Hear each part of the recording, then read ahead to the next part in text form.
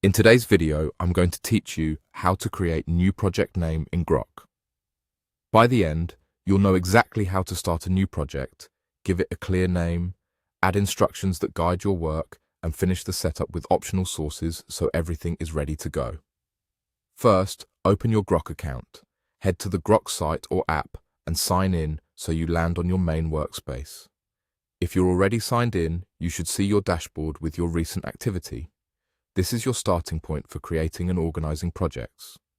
Next, click Project. You'll usually find this in the main navigation or sidebar.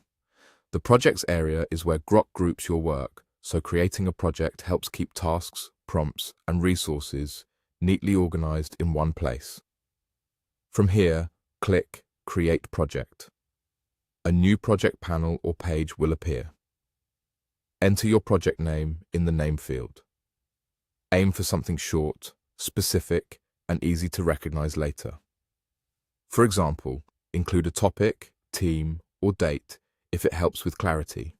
Avoid using special characters that might not be supported and skip any sensitive details. Think of the name as the label you'll rely on when scanning through your list of projects. Now, enter your project instructions. This section tells Grok what the project is about and how it should operate. Write a clear description of your goals, the style or tone you want, and any constraints or deliverables. If your project has multiple tasks, outline the scope and priorities so it's unambiguous.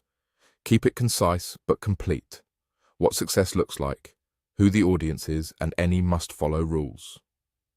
The clearer your instructions, the better Grok can help. When your instructions look good, click Next. This moves you to the Setup screen where you can fine-tune your project configuration. On this screen, you'll see an option to add source. This is where you can attach or link the materials Grok should reference, such as documents, web pages, or internal notes.